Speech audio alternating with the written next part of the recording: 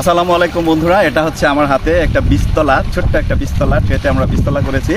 তো বীজতলা দেখানো আমাদের মূল উদ্দেশ্য নয়। আমরা যে বিষয়টি নিয়ে কথা বলবো আজকে সেটি হচ্ছে সঠিক বয়সের চারা লাগানোর গুরুত্ব। আমরা সবসময় কৃষক ভাইদের বলি যে আপনারা সঠিক বয়সের চারা লাগাবেন, কিন্তু কেন এই সঠিক বয়সের চারা লাগাতে হবে বা রোপণ করতে হবে সেই বিষয়টি নিয়ে একটু বিস্তারিত কথা বলবো। ধৈর্য সহকারে শুনলে আশা করি যে আপনারা এই বিষয়টি বুঝতে পারবেন বা জানতে পারবেন, নতুন একটা বিষয়। তো যাই হোক, এই যে আমার হাতে যে ট্রে আছে, বীজতলা আছে, এটা হচ্ছে এই যে ধানের জাত, এটার নাম হচ্ছে বিনা ধান 26। আর বিনা ধান 26-এর জীবনকাল হচ্ছে 115 দিন।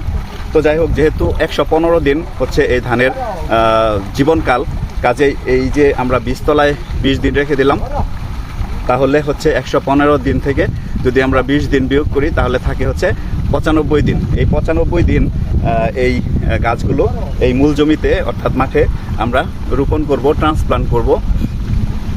তো এখন আসি যে 115 থেকে আমরা 20 দিন বিয়োগ করলে পাচ্ছি হচ্ছে কতদিন? 95 দিন।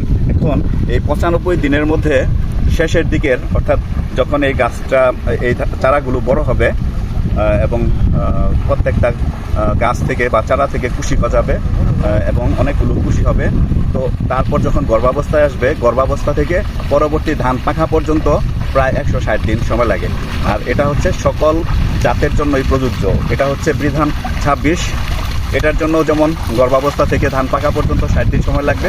আবার বিধান 75 আছে, ওটার জীবনকাল হচ্ছে 130 দিন। ওটার ক্ষেত্রেও আপনার গর্ভাবস্থা থেকে ধান পাকা পর্যন্ত সময় লাগবে 60 দিন। আবার আছে বিধান 51, সেটাও আমন ধানের মৌসুমে চাষ করা হয়।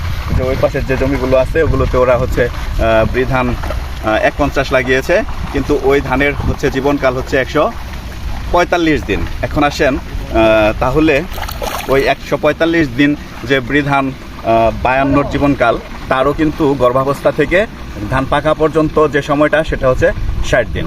তাহলে এখন এই 95 দিন থেকে এখন আমরা এই বিনা ধান 26-এ চলে আসি। এখানে আমরা বীজতলায় এদেরকে 20 দিন রেখেছিলাম। এখন ওই 20 দিন 115 থেকে 20 বিয়োগ করে আমরা পেয়েছি 95 দিন। এখন ওই 95 দিন থেকে আমরা যদি 60 দিন বিয়োগ করি তাহলে আমাদের হাতে থাকে হচ্ছে কত? 35 দিন। 35 দিন। তো এই 35 দিন হচ্ছে এই যে সময়টা, এর মধ্যে 5 দিন চলে যাবে হচ্ছে এই যে আপনার বীজতলা থেকে যখন আমরা এই মূল জমিতে লাগাবো তখন যে একটা হ্যারাসমেন্ট হয়, শিকড় ছিঁড়বে, কোনো কোনো চারার কোমর ভেঙে যাবে, পাতা ভেঙে যাবে, একটু দুর্বল হয়ে যাবে।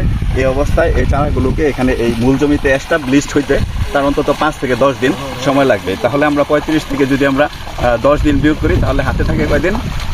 মাত্র 25 দিন।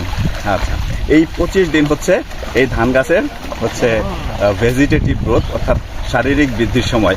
অর্থাৎ এই 25 দিন মাত্র সময় পাবে সে এই মাঠের মধ্যে নতুন কুশি গজাতে এবং হচ্ছে এদের শারীরিক বৃদ্ধির জন্য। আর এই 25 দিনটাকে যদি আমরা কমিয়ে ফেলি, অর্থাৎ চারার বয়স যদি এই 30 দিন হয়ে যায় তাহলে কি হবে?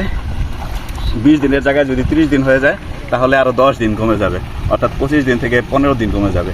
আবার যদি এটা চারার বয়স 40 দিন হয়ে যায় তাহলে দেখা যাবে যে শারীরিক গ্রোথের জন্য সময় পাবে মাত্র 5 দিন।